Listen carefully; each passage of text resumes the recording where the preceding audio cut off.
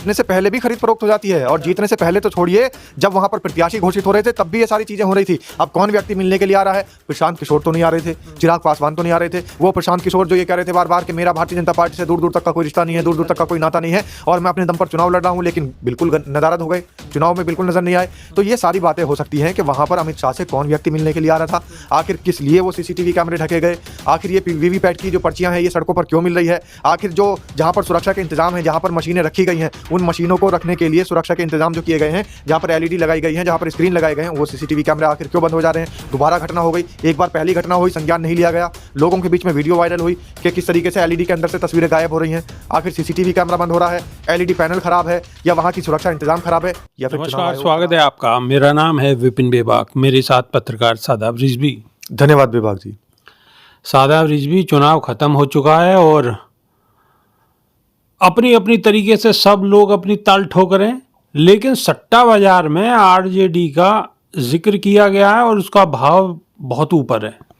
देखिए, अब देखिए आपके बाजार में क्या हो रहा है। सट्टा बाजार में तो पता नहीं कहाँ क्या होता रहता है, लेकिन मेन जनता के बाजार में क्या हो रहा है। जनता के बाजार में लालटेन छपी हुई वीवीपैट की जो पर्चियां हैं वो नाले में नजर आ रही हैं, सड़कों पर नजर आ रही हैं, कूड़े में नजर आ रही हैं।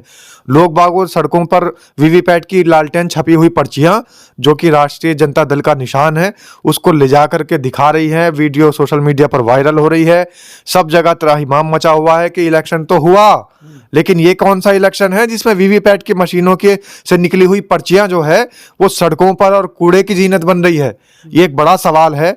तो इसलिए सट्टे बाजार से ज्यादा जनता के बाजार में जो सरगर्मियां हैं, मैं तो उस पर ही ध्यान आकर्षित कराना चाहूंगा सबका। लेकिन सबका ध्यान आकर्षित हो रहा है, लेकिन चुनाव आयोग का ध्यान आकर्षित नहीं हो रहा है। लोग बाग वीडियो बना बनाकर सोशल मीडिया पर वायरल कर रहे हैं।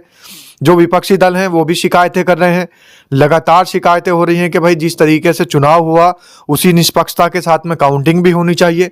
लेकिन निष्पक्षता कहाँ नजर आ रही है? निष्पक्षता तो बिल्कुल चारों तरफ से धराशायी हो चुकी है, और चुनाव आयोग के जितने कार्यकर्ता हैं वो पता नहीं कौन सी नींद सो रहे हैं। कुंभकर्ण भी एक बार को जाग जाए, लेकिन चुनाव आयोग जागने का नाम नहीं ले रहा है। लोग जगाने का काम कर रहे हैं, लोगों के बीच में वीवीपैट की पर्चियां घूम रही है, और ऐसी सामग्री जो अति संवेदनशील सामग्री है। पर्चियों से आप क्या संज्ञान ले रहे हैं? क्या हो सकता है? क्या हो सकता है? गड़बड़ी हो सकती है पूरी, और गड़बड़ी हो रही है। और पर्चियां भी सिर्फ लालटेन का निशान छपी हुई ही क्यों मिल रही है? वहां पर पर्चियां तीर का निशान छपी हुई क्यों नहीं मिल रही है? वहां पर पर्चियां कमल का फूल का निशान छपी हुई क्यों नहीं मिल रही है?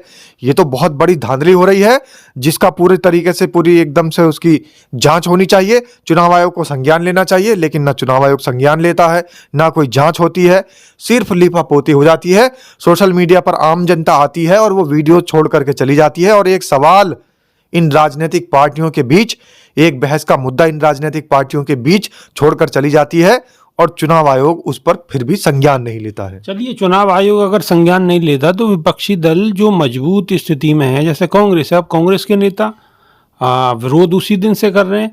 अब अगर ये मसला आ रहा तो उन्हें प्रेस कॉन्फ्रेंस करनी चाहिए, मजबूती के साथ में मुद्दा उठाना चाहिए, लेकिन वो नहीं उठा रहे। और इससे बड़ी प्रेस कॉन्फ्रेंस क्या होगी? प्रेस कॉन्फ्रेंस का नाम लिया गया, हाइड्रोजन बम प्रेस कॉन्फ्रेंस का नाम दिया गया, एच फाइल प्रेस कॉन्फ्रेंस का नाम दिया गया। वहां पर बिहार में पवन खेड़ा जाते हैं, पवन खेड़ा जाकर के बता रहे हैं ये तो विपक्ष के ही नेता हैं, ये तो किसी पार्टी के ही नहीं कि भारतीय जनता पार्टी के या उनके जो एनडीए के घटक दल हैं उनके नेता हो। कल उन्होंने क्या दिखाया विभाग जी? कल उन्होंने ये दिखाया जनता के बीच में जाकर के कि जहां जिस होटल में अमित शाह रुके हुए थे उस होटल के सीसीटीवी कैमरों को ढक दिया गया।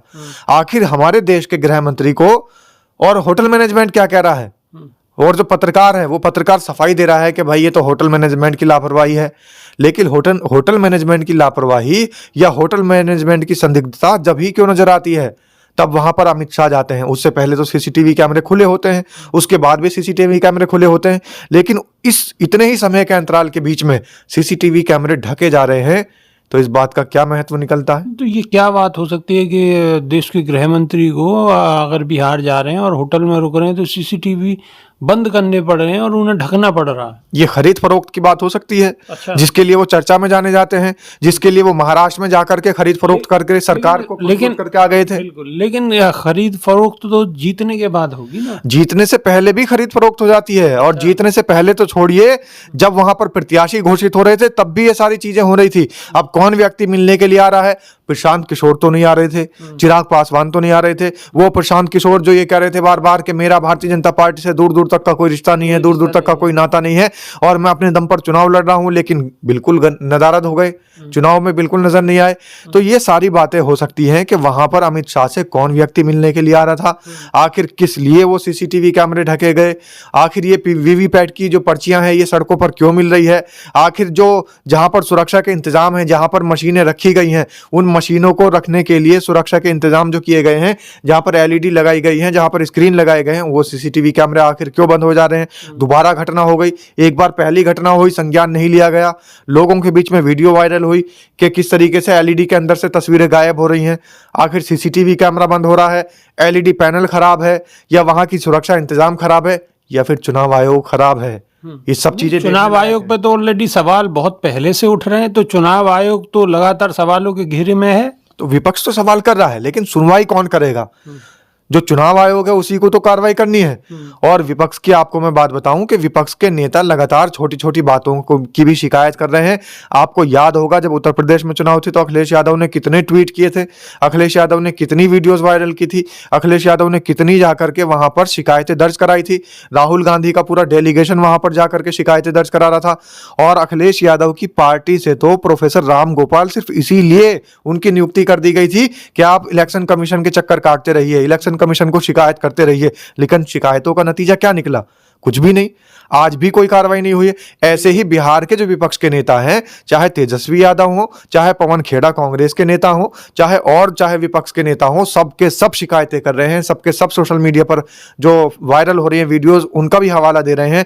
वीवीपैट की मशीनें से जो पर्ची निकल करके आई है, वीवीपैट पर्चियां, वो भी दिखाई जा रही हैं, और जो स्क्रीन गायब हो रही हैं उनके भी मामले की चर्चा हो रही है, लेकिन संज्ञान कोई नहीं ले रहा है। संज्ञान नहीं ले रहा कोई। संज्ञान लेना किसको चाहिए? चुनाव आयोग की जिम्मेदारी है, लेकिन चुनाव आयोग कान में तेल डालकर आराम से सोया हुआ है, क्योंकि कहने सुनने वाला कोई नहीं। तो अभी के लिए सिर्फ इतना ही। नई वीडियो में फिर रूबरू होंगे। बहुत बहुत शुक्रिया। धन्यवाद विभाग जी। नमस्कार।